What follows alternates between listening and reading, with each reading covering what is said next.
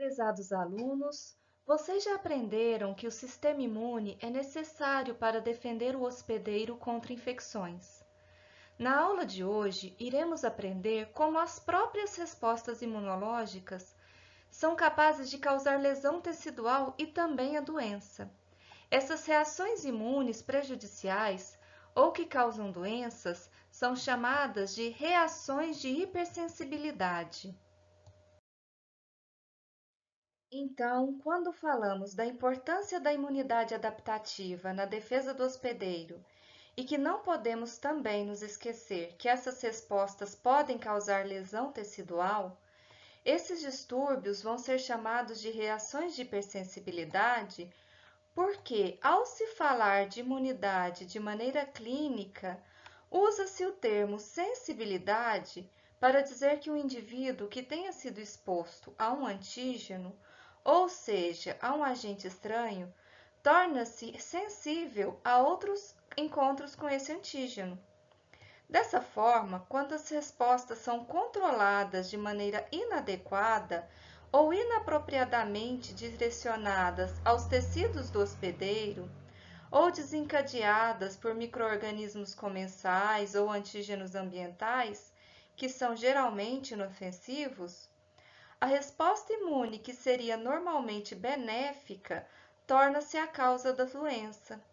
Assim, as causas para as reações de hipersensibilidade são a falha na autotolerância, o que leva às doenças autoimunes, e também as reações exacerbadas, ou seja, exageradas, contra micro-organismos persistentes ou contra antígenos ambientais que deveriam ser inofensivos.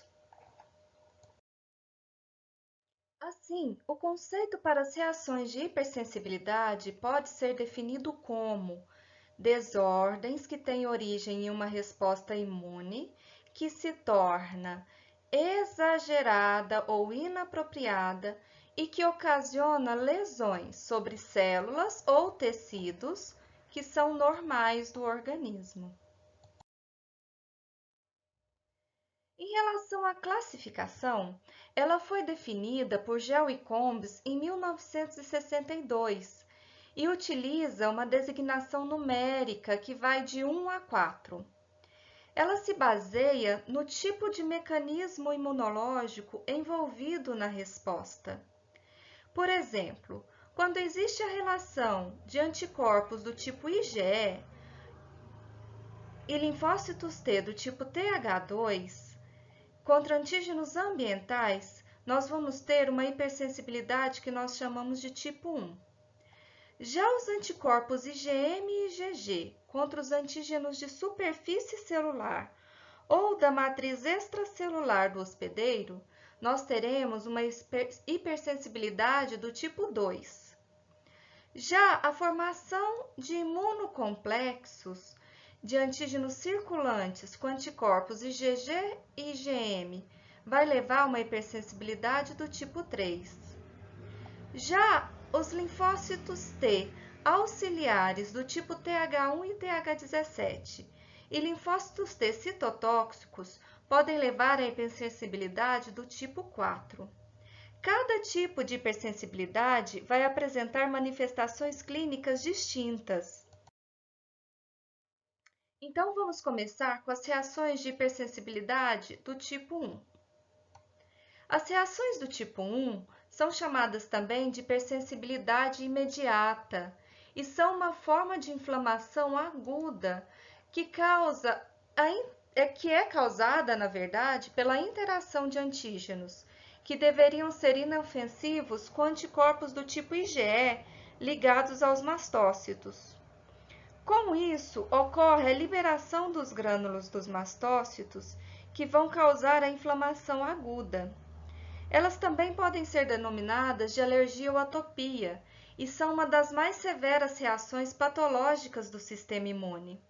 E os indivíduos que sofrem com a hipersensibilidade do tipo 1 são chamados de indivíduos alérgicos ou atópicos. Essas reações são chamadas de imediatas porque o início dos sintomas é rápido, ocorrendo alguns minutos após o contato com o antígeno. que essas reações de hipersensibilidade do tipo 1 ocorrem?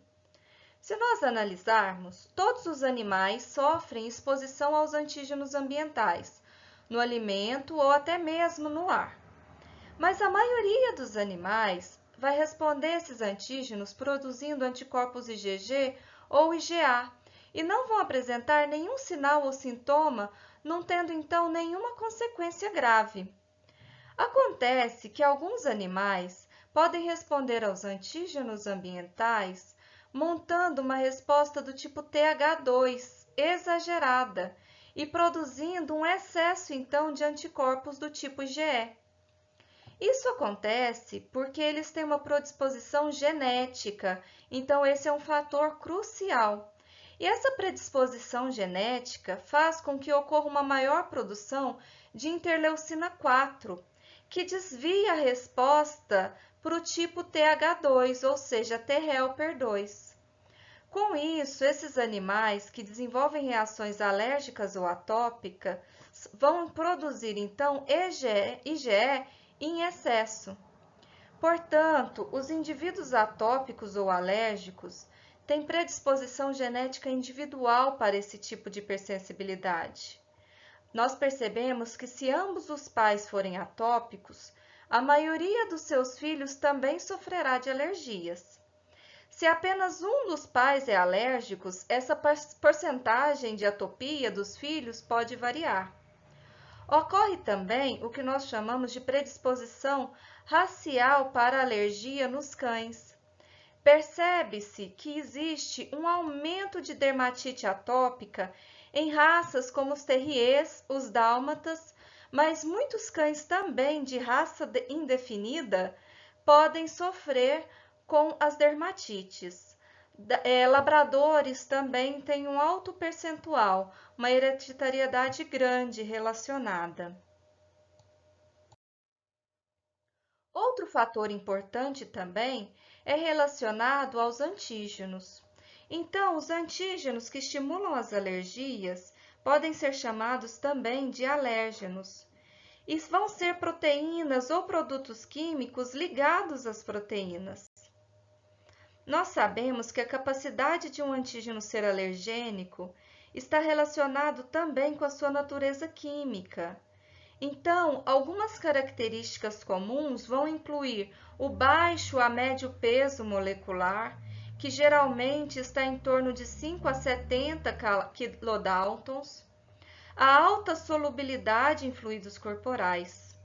Em relação aos alérgenos alimentares, geralmente eles são proteínas altamente glicosiladas, o que provavelmente vai proteger esses antígenos da desnaturação e também da degradação no trato gastrointestinal, o que faz com que eles possam ser absorvidos intactos, estimulando então as reações alérgicas.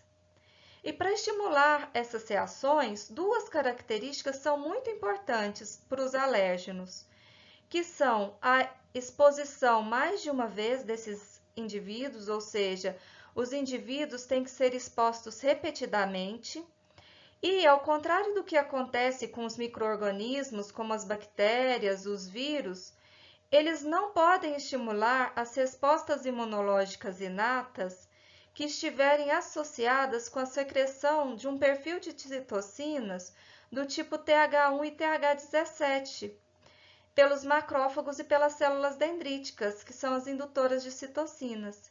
Então, eles têm que estimular a resposta do tipo TH2, através da citocina IL-4. Aqui nós podemos ver alguns dos aeroalérgenos. Os aeroalérgenos, eles incluem as proteínas do pólen, de fungos, de alguns alimentos como cereais, de ácaros da poeira domiciliar, o pelo e urina de animais, as penas de aves e também aqueles alérgenos provenientes de ácaros e também de insetos. Então, existem muitas pessoas que têm resposta positiva, por exemplo, à barata. Outros a ácaros da poeira domiciliar, como dermatofagóides ou Blomia tropicalis. Alguns, alergias a pólen de Lolium, Artemisia. Então, isso vai depender da predisposição genética também do indivíduo e da exposição a esses aeroalérgenos.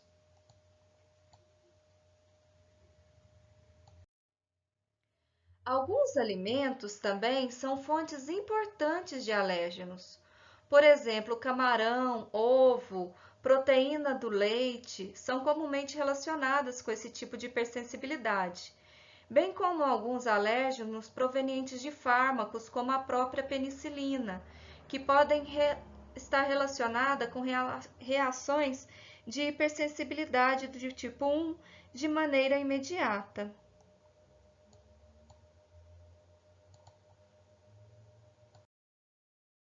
A manifestação das doenças alérgicas ocorrerá nos locais onde há maior concentração de mastócitos, como nos tecidos conjuntivos e abaixo do epitélio, sendo que as manifestações mais comuns ocorrem como alergia de pele e mucosa, alergia a alimentos, alergia a antígenos inalados, as vacinas ou medicamentos e também a asma e a anafilaxia sistêmica.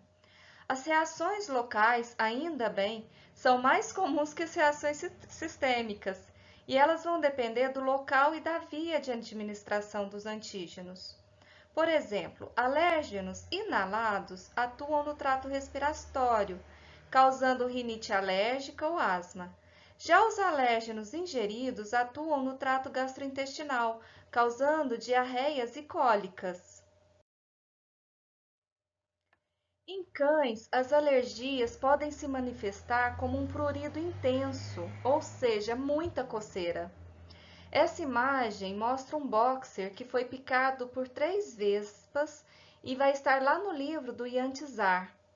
Os antígenos que atingiram a pele desse animal causaram a degranulação dos mastócitos que estavam na pele, causando a dermatite atópica, também chamada de urticária. E a reação é uma resposta inflamatória com edema crônico e com muita coceira. Muitas vezes, o prurido é tanto que pode mascarar a verdadeira natureza da lesão. Então, vocês podem observar nessa imagem a quantidade de locais onde há o edema, o inchaço. Então, mostrando as reações inflamatórias que estão acontecendo nesses locais. Quando nós falamos de reação anafilática sistêmica, podemos chamar também de choque anafilático. E ocorre quando o alérgeno induz uma sensibilização de mastócitos de forma sistêmica. Assim, o contato subsequente com dose, ou seja, uma dose desencadeante, vai promover a ativação e degranulação em todos os sistemas onde tenham essas células. E vai ocorrer também a liberação de grande quantidade de mediadores inflamatórios.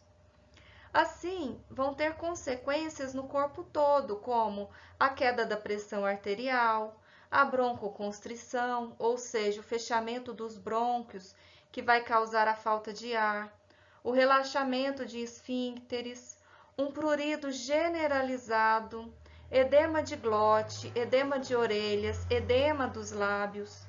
E se não for tratado rapidamente, o paciente pode morrer por insuficiência circulatória. Então, é necessário verificar em qual animal que esse choque está ocorrendo, para verificar também qual que vai ser o fármaco mais utilizado. E também as regiões em que ocorrem com mais facilidade.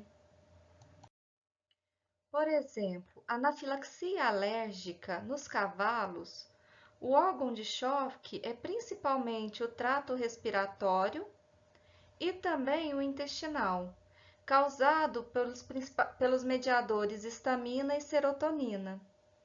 Já nos cachorros, as veias hepáticas serão um órgão de choque, e os mediadores histaminas, leucotrienos e prostaglandinas. Nesses animais, os sintomas vão ser a dispneia, diarreia e vômitos, enquanto nos cavalos vai ter a tosse, a dispneia e a diarreia. Nos seres humanos, geralmente também atacam o trato respiratório, causando dispneia e urticária. E os principais mediadores são a histamina e os leucotrienos. Em frangos, por exemplo, também é o trato respiratório, levando ao edema pulmonar através de histamina, serotonina e leucotrienos. Então, isso é muito importante, porque a hipersensibilidade imediata sistêmica severa, que vai causar esse edema em muitos tecidos e queda na pressão arterial secundária à vasodilatação, se não for tratada, pode levar à morte, porque o risco de morte é muito grande nesses animais. Quando nós falamos da hipersensibilidade tipo 1, temos que recordar que as principais células são os mastócitos, basófilos e eosinófilos. Essas vão ser as células efetoras da hipersensibilidade imediata, em momentos distintos, na verdade. Mas tem que se ficar claro que essas células apresentam grânulos citoplasmáticos que vão conter os principais mediadores das reações alérgicas. E também, a partir do momento em que elas liberam esses mediadores pré-formados, elas também conseguem produzir mediadores lipídicos e citocinas que induzem a inflamação. Então, como vocês devem se lembrar, os mastócitos, eles expressam uma grande quantidade de receptores. E esses receptores são receptores para IgE, ou seja, receptor do tipo 1, para a porção Fc de IgE, sendo que o número de receptores vai ser regulado justamente por esses anticorpos. Então, quanto mais anticorpos IgE eu tenho, maior o número de receptores. Assim, a IgE ela tem a capacidade de se ligar aos receptores FcεR1, que vão estar localizados principalmente nos mastócitos, e esses mastócitos, então, vão ser chamados de mastócitos sensibilizados por IgE. Então, como que isso ocorre? Eu tenho uma primeira exposição, um primeiro contato com o alérgeno. Então, eu tenho um alérgeno aqui, que está representado, por exemplo, pelo pólen. Esse alérgeno vai ser capturado por uma célula dendrítica, que vai apresentar lá no linfonodo para uma célula T imatura. Essa célula T imatura vai produzir um perfil de citocinas do tipo TH2, então vai produzir aqui IL-4. Pode ser reconhecido também diretamente pelas células B. A partir do momento em que há essa integração entre células B e IL-4, essa célula B se transforma, lógico, num plasmócito e começa a produzir anticorpos do tipo IgE. Então, essa IgE vai ser produzida em alta quantidade. Lógico que a cada reação, que a cada exposição maior, mas nessa primeira exposição, ela já vai conseguir se ligar aos receptores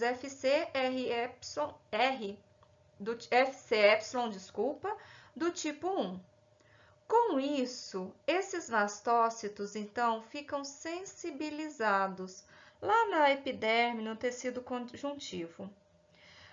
Quando ocorre uma exposição repetida, então isso é importantíssimo, ao alérgeno, esse alérgeno ele consegue se ligar de maneira cruzada, ou seja, a mais de um anticorpo, e ativar então esse mastócito.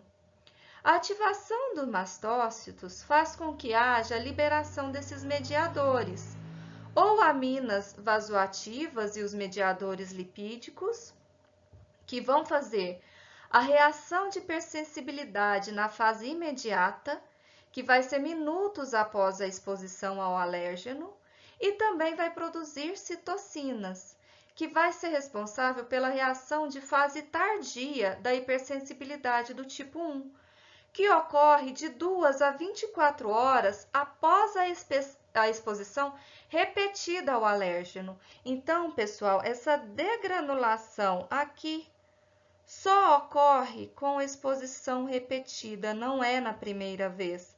A primeira exposição serve para sensibilizar. A exposição repetida serve para ativar. Então, esta imagem vocês vão conseguir visualizar o mastócito, que vai estar revestido de anticorpos IgE e vai estar em repouso. Quando esse mastócito é ativado por cross-link, ou seja, por reação cruzada, esse receptor que é específico para o antígeno, ele vai fazer a ligação para esse alérgeno e vai então conseguir fazer a degranulação. Então, aqui nós temos um mastócito em repouso. Aqui ele já está degranulando. Então, olha como que os grânulos ficam vazios. Nós conseguimos visualizar onde estavam os grânulos, essas vesículas vazias, porque houve a liberação dos mediadores. Nessa imagem de eletromicrografia, a mesma coisa. Então, meninos, essa imagem mostra o que são liberados dos mastócitos, tanto como mediadores pré-formados, como mediadores neoformados. Então, os pré-formados, eles são liberados por exocitose segundos após ocorrer a ligação por reação cruzada desses mastócitos sensibilizados com anticorpos IgE aos alérgenos. Então, ele vai liberar imediatamente histamina, serotonina, triptase, calicreína, proteases e também proteoglicanos. Minutos após, começa a síntese e a secreção dos mediadores lipídicos, como os leucotrienos, as prostaglandinas e o fator ativador de plaquetas. Horas depois, começa a síntese e a secreção de citocinas, como IL-4, IL-5, IL-6, IL-13, o fator de necrose tumoral, TNF e também o MIP. Aqui, só para que vocês possam visualizar melhor.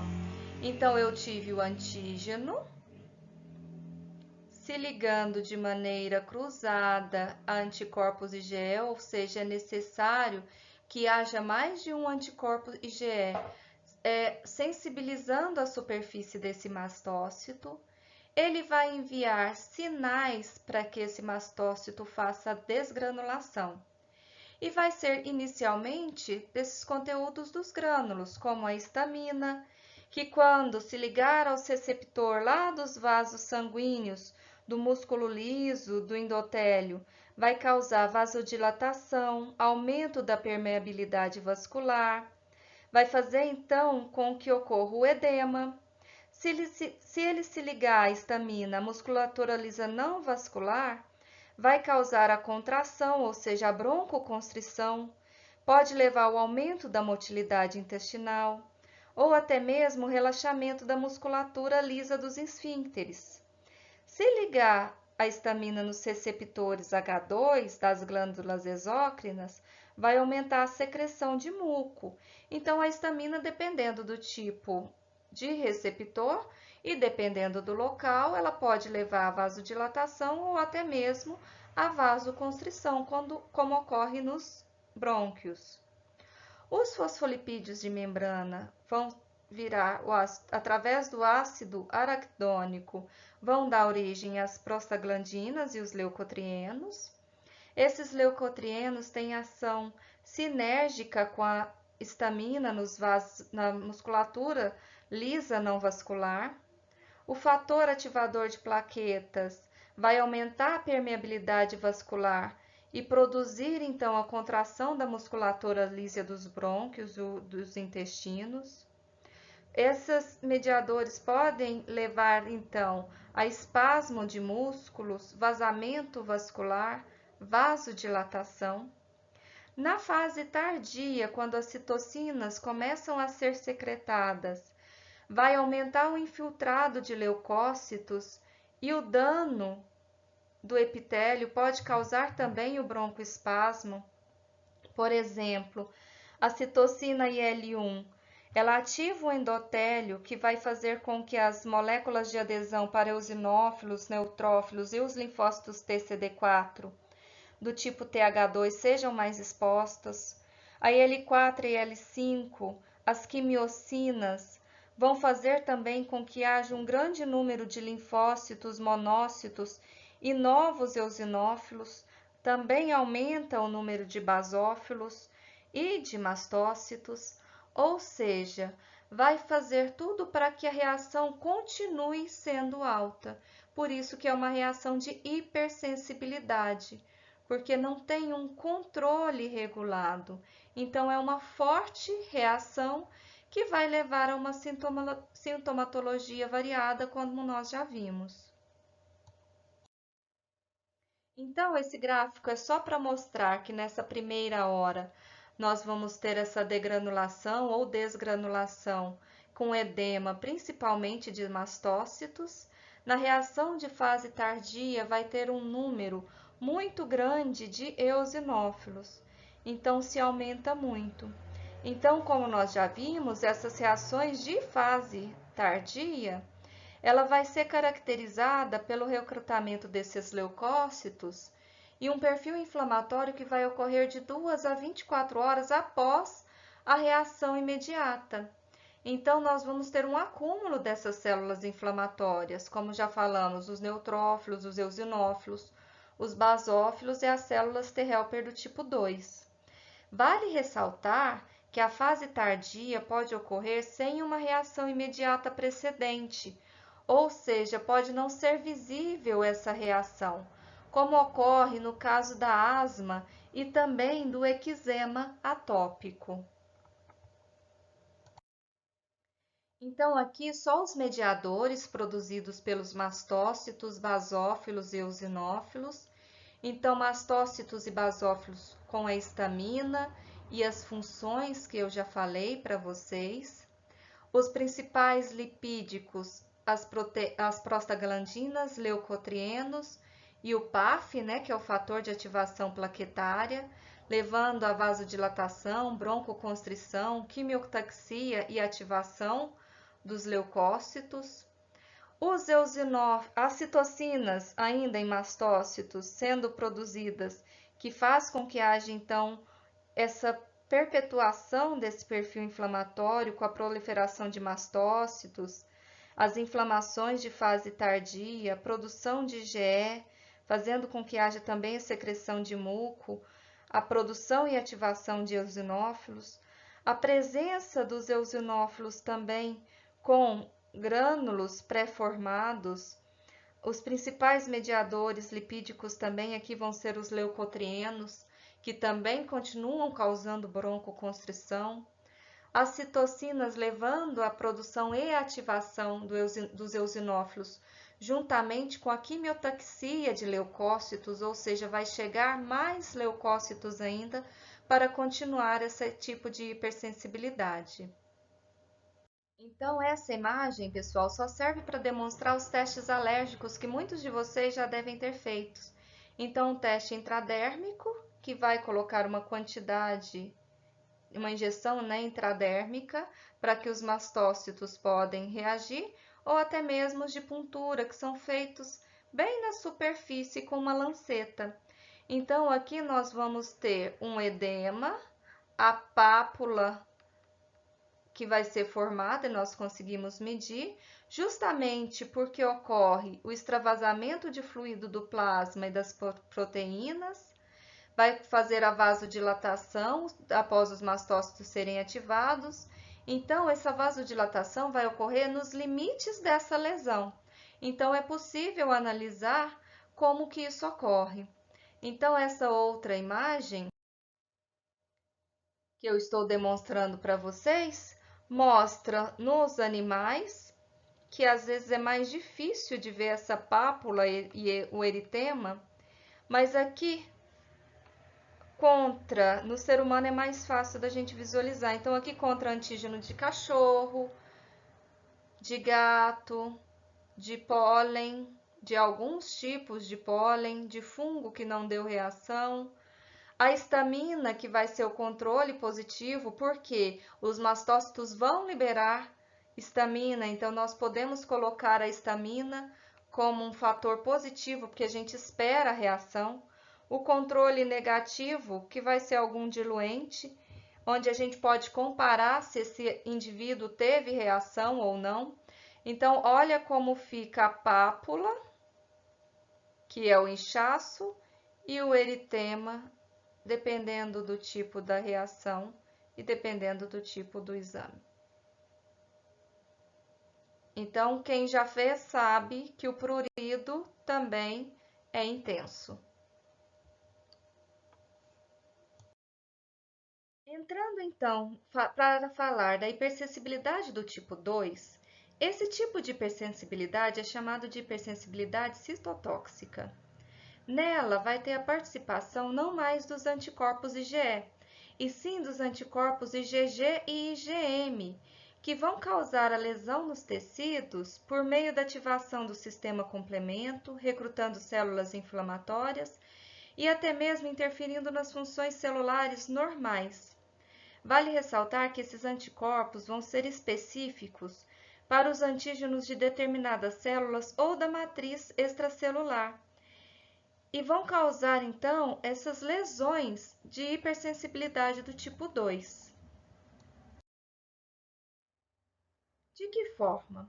Esses anticorpos IgG e IgM vão causar doenças limitadas, ou seja, vão ser relativas especificamente a células e a tecidos. Então, como eu já falei, os anticorpos vão ser dirigidos contra os antígenos de superfície celular, podendo ter também a participação do sistema do complemento e também de células efetoras que tenham o receptor para a porção Fc dos anticorpos.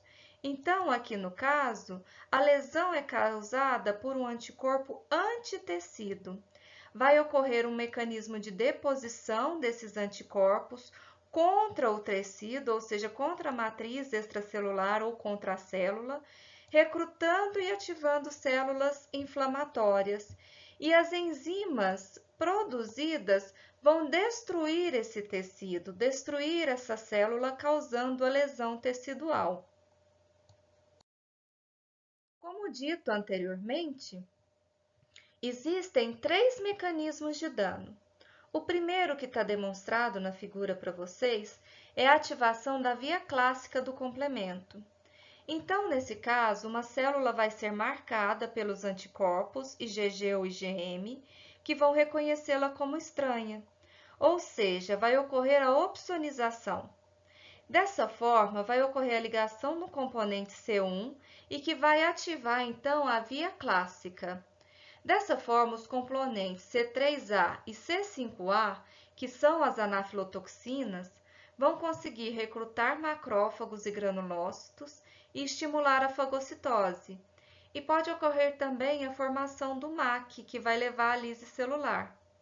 Quando isso ocorre contra os eritrócitos, nós vamos ter o que nós chamamos de anemia hemolítica autoimune. Se ocorrer contra as plaquetas, vai ocorrer a púrpura trombocitopênica autoimune.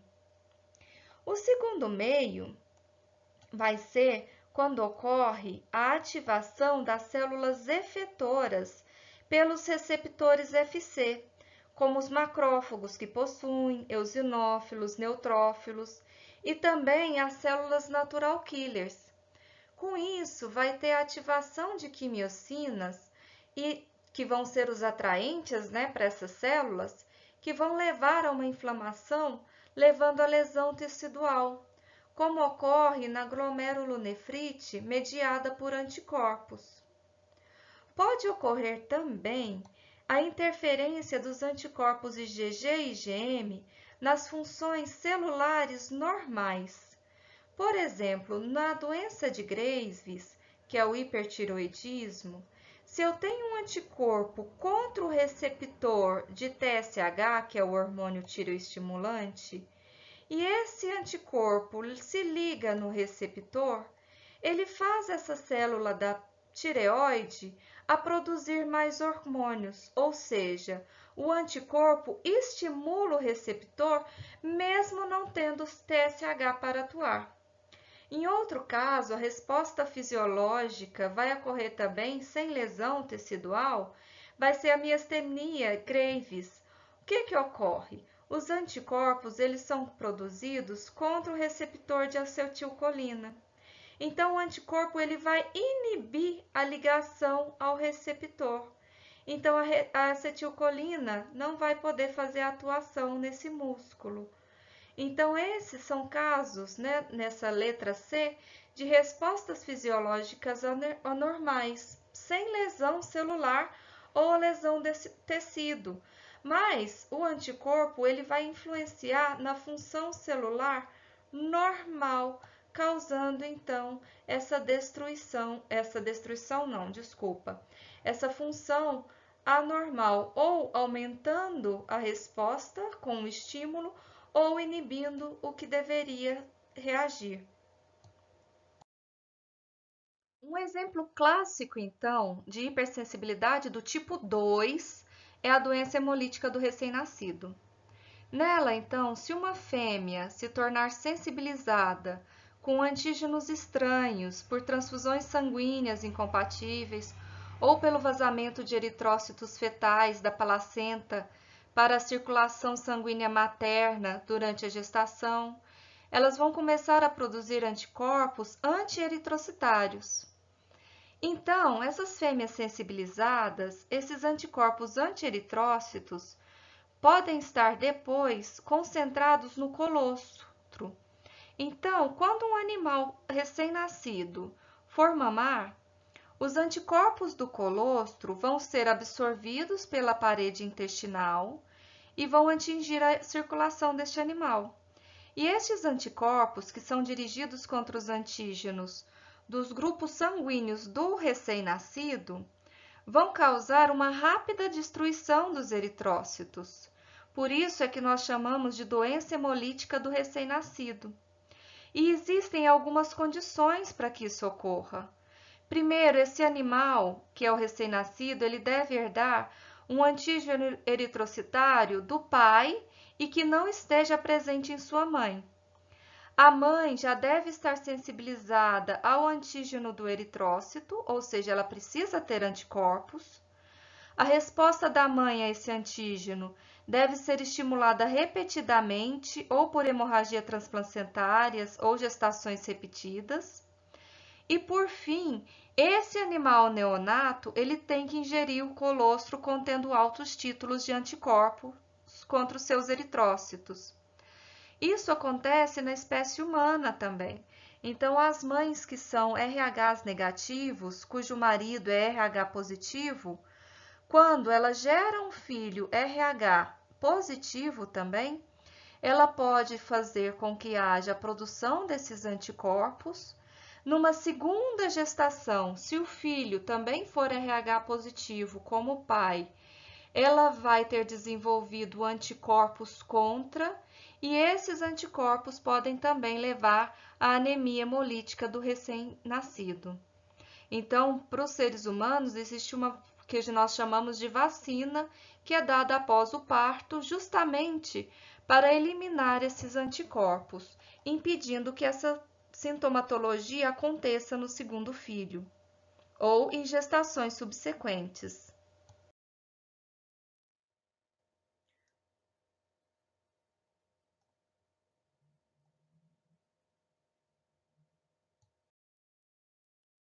Os imunocomplexos que podem causar as reações de hipersensibilidade do tipo 3 podem ser compostos tanto por anticorpos ligados aos antígenos próprios, como antígenos estranhos. E as características da doença vão estar relacionadas com o local de deposição dos complexos imunes, e não pelo local da fonte celular do antígeno. Dessa forma, essas doenças tendem a ser sistêmicas, diferente das de hipersensibilidade tipo 2, que são locais. Ou seja, hipersensibilidade tipo 3 pode afetar vários órgãos e tecidos, embora alguns órgãos pareçam ser mais susceptíveis, como os rins e as articulações. Em 1905, por volta de 1905, von Pirquet percebeu que alguns pacientes que tinham infecções por difteria, eles eram tratados com a imunização passiva com o soro de cavalos que tinham sido imunizados com a toxina da difteria, ou seja, possuíam anticorpos antitoxina. Esses pacientes, ou alguns deles, desenvolviam inflamação das articulações, como artrite, tinham erupção cutânea e também febre. E esses sintomas apareciam mesmo após a injeção de um soro de cavalo que não continha antitoxina. Logo, as lesões não poderiam ser atribuídas ao anticorpo antidifteria. Surgiam também com pelo menos uma semana após a primeira injeção de soro do cavalo e mais rapidamente após cada repetição. Então, von Pirquet ele concluiu que essa doença ocorria em virtude de uma resposta do hospedeiro contra algum componente do soro.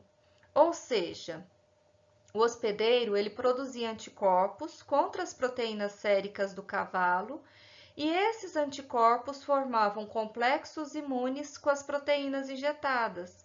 Ou seja, essa doença, então, ocorria por causa dos anticorpos produzidos ou dos imunocomplexos.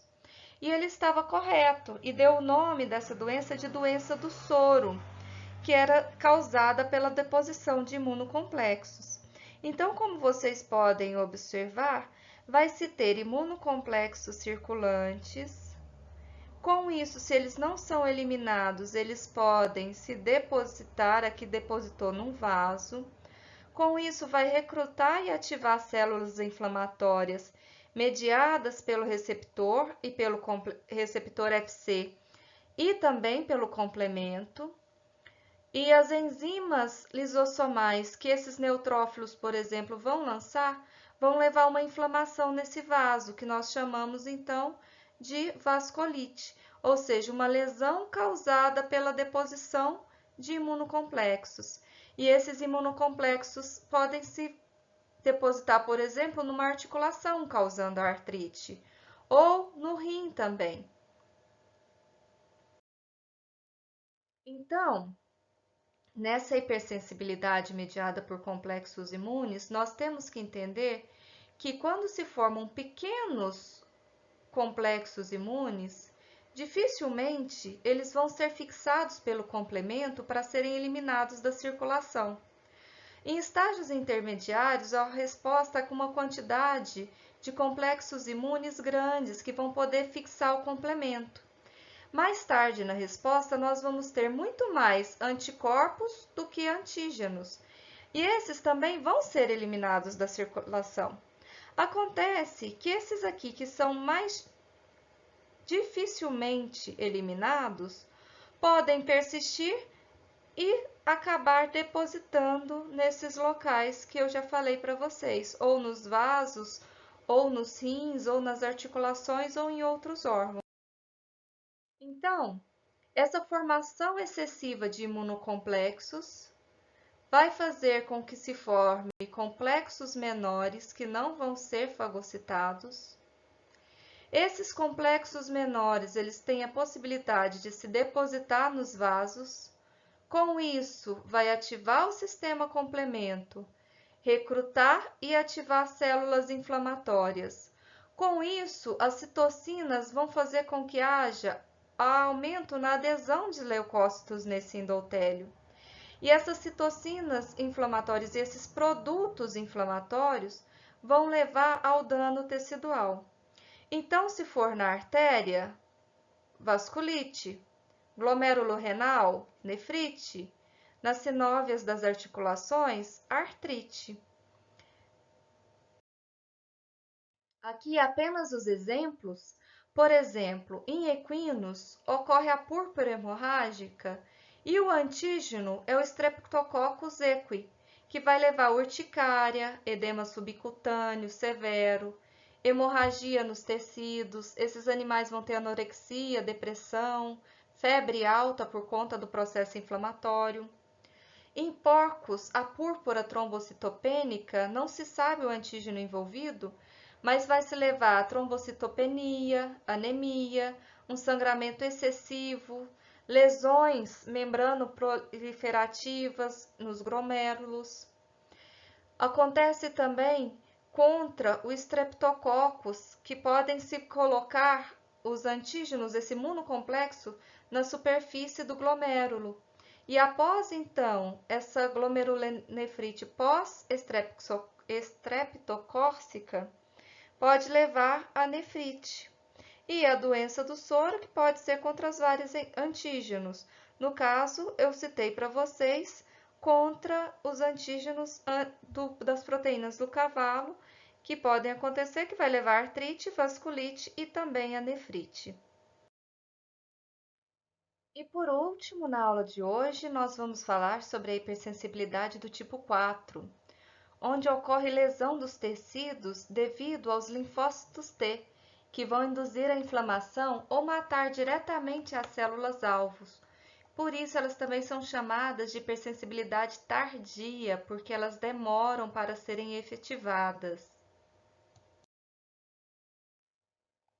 Nas doenças, então, mediadas por células ou hipersensibilidade do tipo 4, elas vão ser causadas principalmente pela ativação de células T auxiliares CD4 positivas do tipo TH1 e TH17. As células TH1 vão secretar interferon gama, que é a principal citocina ativadora de macrófagos. E as células TH17 vão ser responsáveis pelo recrutamento dos leucócitos, incluindo os neutrófilos. A lesão tecidual, então, nessas doenças é causada principalmente pelos macrófagos e pelos neutrófilos, e podem também estimular a produção de anticorpos que danificam os tecidos e induzem também a inflamação. Já os linfócitos T citotóxicos contribuem para a lesão de tecidos em determinadas doenças desse tipo, destruindo as células do hospedeiro, e podem reagir contra os antígenos próprios e também contra antígenos estranhos que estiverem sendo apresentados. Então, o TCD4 vai induzir a lesão tecidual por conta da inflamação. Já as TCD8 levam à morte celular e à lesão tecidual de maneira direta. Então, como nós podemos ver nessa imagem, a reação mediada pelas citocinas das células T é chamada do tipo tardio porque ela ocorre de 24 a 48 horas depois que o indivíduo for exposto ou reexposto a um antígeno proteico, ou seja, 24 a 48 horas depois do desafio. Então, aqui nós podemos ver um indivíduo que estava doente, né? Ele estava com a infecção, esse paciente, ou seja, ele foi sensibilizado numa infecção primária ou até mesmo por conta de uma imunização, de uma vacina. 1 a 2 semanas depois é feito um desafio com uma injeção intradérmica do antígeno microbiano que nós queremos saber se já houve ou não essa sensibilização. 24 a 48 horas, então, depois, surge no local onde foi dada a injeção um endurecimento com eritema e inchaço no local do desafio. E vai ter pico com 48 horas. Essa reação de hipersensibilidade do tipo tardio, ela demora porque leva várias horas para os linfócitos T efetores circulantes voltarem no local do teste do antígeno e responderem a esse antígeno e induzirem essa reação detectável, que aqui no caso, 48 horas depois, tem o eritema endurecido. Diferente então das respostas de hipersensibilidade do tipo 1, que são imediata e mediadas por IgE. Aqui é linfócito T, CD4 ou CD8, fazendo esta reação tardia e não imediata. O teste da tuberculina, que é o que nós estamos mostrando, é um bom exemplo das reações de hipersensibilidade do tipo tardio. E ele é feito para identificar os animais que foram infectados pela tuberculose. E um dos antígenos utilizados é a tuberculina derivada de proteína purificada, que nós chamamos de PPD. E eu acho que é um teste que vocês fazem também, o PPD, para verificarem a eficácia da vacinação. Então, quando a tuberculina é injetada na pele de um animal normal, não vai haver nenhuma resposta visível, ou seja, não vai ter nenhum entumecimento. Entretanto, se ela foi injetada em um animal que foi infectado com a micobactéria, ocorre uma resposta de hipersensibilidade tardia. De que forma? O antígeno vai ser capturado pelas células de Langerhans, vão ser levados via linfa até os linfonodos drenantes, vão capacitar os linfócitos T sensibilizados, que vão modificar e se transformar em efetores, liberar quimiocinas, ativar basófilos e macrófagos também, que vão liberar serotonina, enzimas, metabólitos do oxigênio, que vão fazer naquela região o processo inflamatório. Então, nesses animais, desenvolve-se um aumento de volume do eritema, que vai ser endurecido no local da injeção, e costuma ocorrer essa inflamação 12 a 24 horas depois, atingindo um pico com 24 a 72 horas. E isso pode persistir, essa inflamação, por várias semanas antes de desaparecer, e ela vai desaparecendo gradualmente. Se a reação for muito grave, pode ocorrer até mesmo necrose, por conta da destruição tecidual no local da injeção.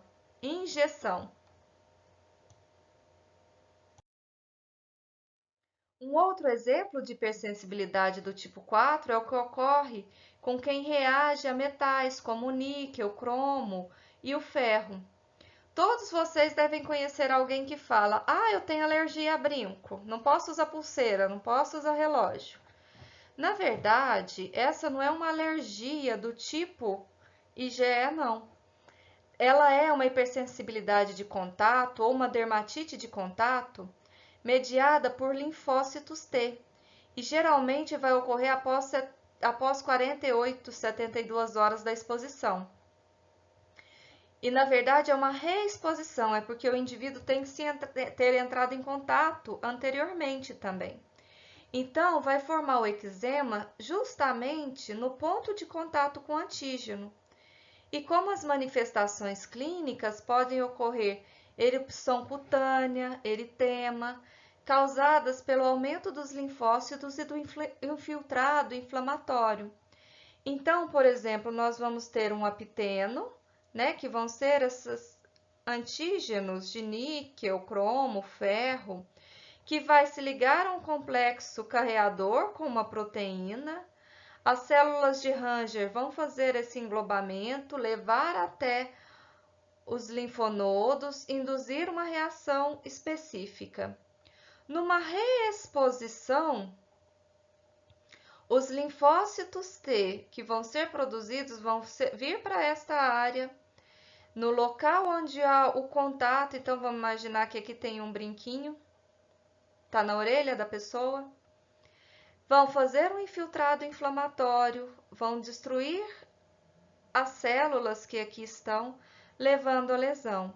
Então, isso demora para que possa ocorrer. Algumas pessoas, por exemplo, compram um brinco novo ou nunca entraram em contato. 72 horas depois usa o brinco de novo, 72 horas depois aparece. A orelha fica vermelha no local, vai ter inflamação, vai começar a descascar, uma reação então de hipersensibilidade do tipo tardio. Então, meninos, esta é apenas uma tabela igual à do início, para que vocês possam verificar, então, o tipo de hipersensibilidade, o mecanismo imunopatológico e os mecanismos de lesão tecidual e doença que podem ocorrer. Então, vocês perceberam que, dependendo do tipo, vai ocorrer num tempo diferente, ou com uma forma diferente. Então, imediata, rapidamente, 15 minutos após a reexposição, já começa a se verificar. As mediadas por anticorpos do tipo 2 citotóxicas, sendo muito relacionadas com órgãos específicos. As doenças mediadas por imunocomplexos do tipo 3, podendo ser sistêmicas dependendo do local em que esses imunocomplexos serão depositados. Tipo 4, que vai ser mediada por células T e que vocês vão verificar que ela é tardia, acontecendo de 48, 24, 48, 72 horas após a reexposição. Então, meninos, não se preocupem. Em imunologia, quanto mais aprendemos, menos temos certeza. Essa é uma frase que saiu na Science em 1993 e que faz todo sentido, porque coisas novas surgem a cada minuto no campo da imunologia. Então, o que nós temos que fazer é estudar e nos atualizar para que possamos ser bons profissionais sempre.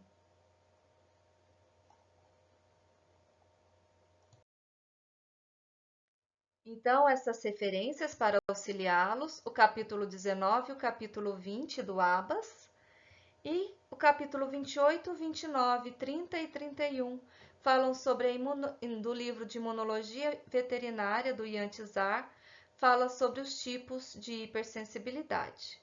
Então, por favor, agora voltem para o Hangout.